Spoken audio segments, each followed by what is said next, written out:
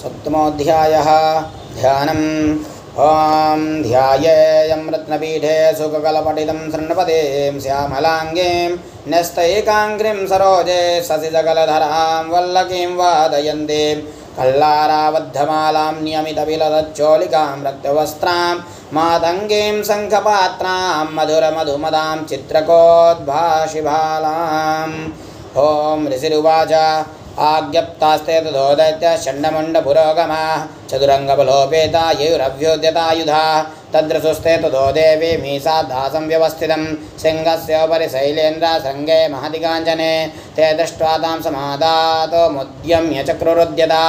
आकृष्टचापासिधराधान्येतत्समीपगाः तदा कोपं चकारोच्चैरम्बिका तानरीन् प्रति कोपेन चास्या वदनं मसीवर्णमभूत्तदा भ्रुकुटे कुटिलात्तस्य ललाटफलकादतं कालीकरालवदना निष्क्रान्तासिपासिनी विचित्रखडवाङ्गधरा नरमाला विभूषणा दीपचर्मपरिधाना शुष्कमासातिभैरवा अतिविस्तारवदना जिह्वा ललनभीषणा निमग्ना रक्तनयना नादा पूरितदिङ्मुखा सा वेगेनाभिवतिता घातयन्ते महासुरान् सैन्ये तत्र सुरारीणामभक्षयत तद्बलं पार्श्वग्राह्यङ्कुशग्राह्य योधघण्टासमन्वितान् समादायैकहस्तेन मुखे चिक्षेपवारणान् तथा युवयोधं सुरगतुरगैरथं सारथिना सह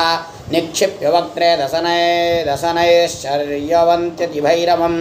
एकं जग्राकेशेषु ग्रीवायमथचापनं पादेनाक्रम्य चैवान्यामरुषान्यसमोपमोपथयात् तैर्मुक्तानि सहस्राणि महास्त्राणि तथा सुरै मुखेन जग्रारुषा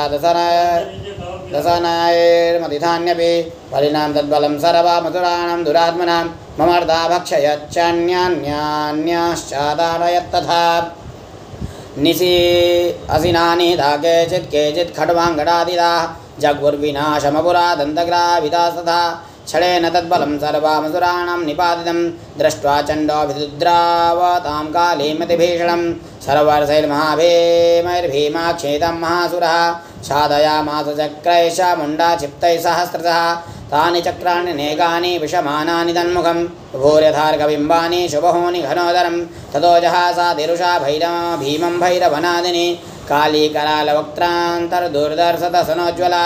उत्थाय च महासिंहं देवी चण्डमधावदा गृहीत्वा जासकेशेषु शिरस्तेनासिनाच्छिनत् अधमुण्डोऽपि धावत्तं दृष्ट्वा चण्डं निपातितं तमप्यपादयद्भूमौ सा खड्गाभेदं रुषा हतते सा तथा सैन्या दृष्ट्वा चण्डं निपातितं मुण्डं च सुमहावीर्यं दिशो भेजे भयातुरं शिरश्चण्डस्य काली च गृहीत्वा मुण्डमेव च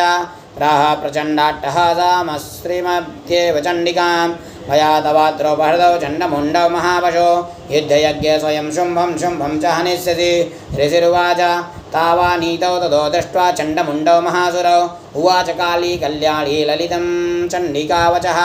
यस्माच्चण्डं च मुण्डं च गृहीत्वा तं वागता चामुण्डेति ततो लोके ख्याता देवी भविष्यति। जय जय श्रीमार्कण्डेय पुराणे सावर्णिके मन्वन्तरे देवी महात्म्यष्टमात्रिजगम्बार्पणमस्तु।